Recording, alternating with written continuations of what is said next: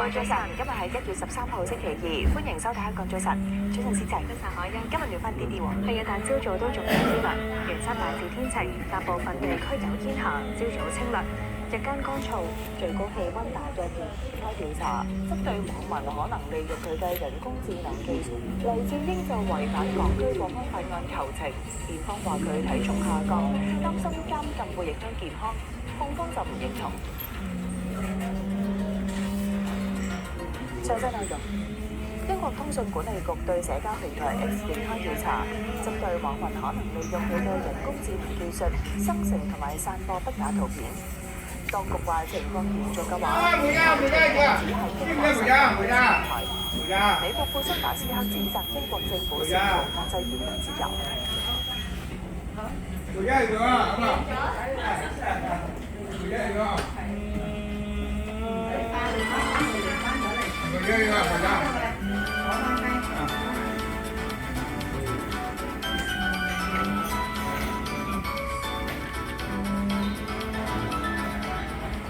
早晨，美股3項主要指數全線上升，當中道瓊斯工業平均指數同標準普爾500指數都再創新高同收市新高。道瓊斯工業平均指數收市報49,590點，升86點；標普500指數收市報6,977點，升10點。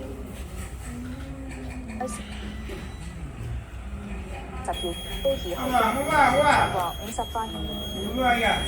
英國富時一百指數收市報10,140點，升12點；法國 CAC 指數收市報8,358點，跌3點；德國 DAX 指數收市報25,402點，升143點。美國特朗普現貨金價曾經佢更積極推動聯儲局減息0.21美元一盎司，升120.71美元，升幅超過2.6%。分析認為，美國司法部針對鮑威爾嘅刑事調查，似乎係先壓鮑威爾，迫使佢更積極推動聯儲局減息。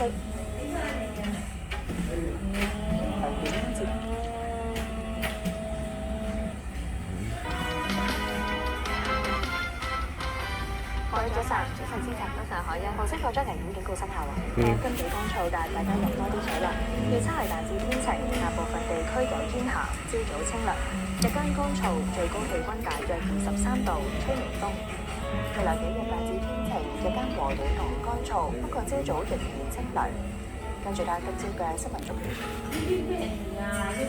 國司法部向聯儲局主席鮑威爾作出刑事調查，多個聯儲局前主席、前財政部長同知名經濟學家發表聯合聲明力撐鮑威爾。呢一份由10幾位重量級人士發表嘅聲明提出，針對聯儲局主席鮑威爾嘅刑事調查係前所未見嘅嚴厲。兩間公司發表聯合聲明。早晨，蘋果公司將應用谷歌嘅人工智能大模型同雲端技術，支援即將推出嘅人。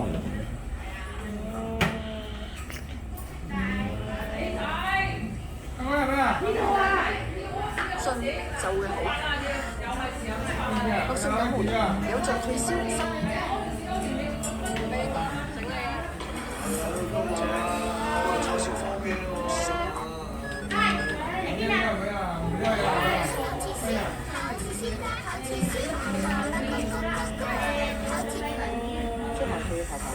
充電物過夜，如充電器過熱，請立即關插頭。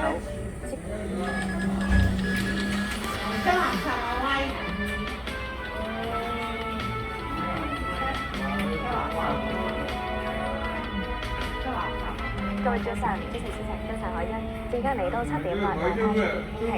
預測係大致天晴，大部分地區有煙霞，朝早清涼，日間乾燥，最高氣温大約23度，吹微風。未來幾日大致天晴，日間和暖同乾燥，朝早仍然清涼。喺國際法基礎上，古巴國家主席迪亞斯加內爾話美國食咗嗰隻咳水好似冇乜用，對症止咳先會更快更。Cortex 年春至上節，套裝低至1折，迪士尼藏品7折再9折，彈弓床有低至5折。呢一份選擇可以成就更多退休可能。退休如果冇夢想，中年要養生，一定要補陰。我講緊係陰虛嘅陰啊！健康都有高低，200年經典9級好漢胃康安護一套，正套金波士痛得力，大顯神通。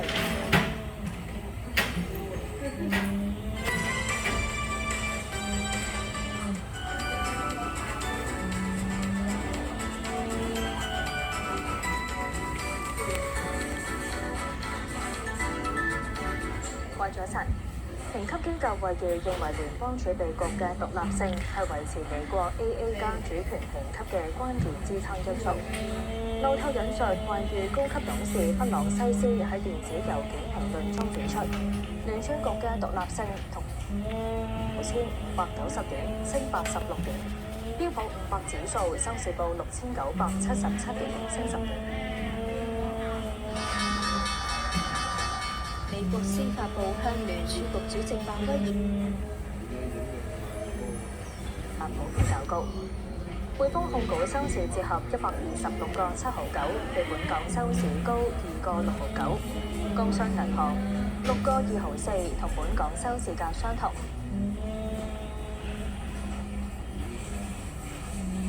亦都絕不能輸嘅重大工作，要求不斷提高打貪手段。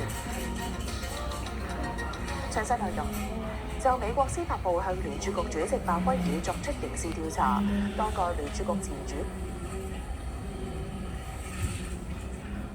再次提醒中國公民切勿心存僥倖，以身試險，抵制高息誘惑，唔好偷渡去柬埔寨。中共總書記習近平話：舊年反貪腐工作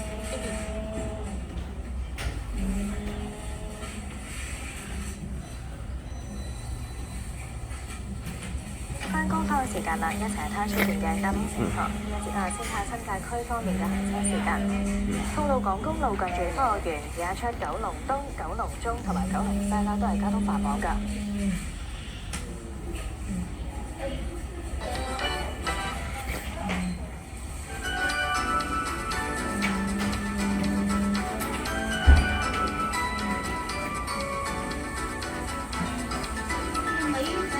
早晨，美國白宮經濟顧問哈塞特表示，尊重聯儲局嘅獨立性。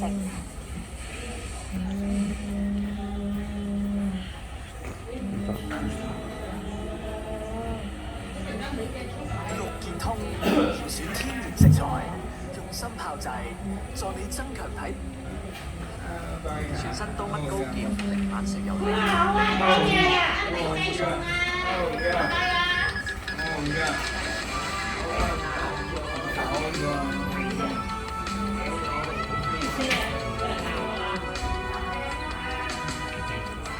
早晨，市場到上海望出維港今朝天色一般啫喎，呢一但晏晝咧會多翻啲陽光㗎。預測係大致天晴，但部分地區有煙霞，朝早清涼，日間乾燥，最高氣温大約23度，吹微風。未來幾日份景氣健康，日間和暖同乾燥，但係朝早仍然清涼。一傳媒創辦人黎智英等人被控違反港區國安法案，法庭開始處理。結外國勢力，多國駐港總領事館代表到場聆聽。同案另外8個被告轉述意見認罪，包括蘋果日報6個高層同總部。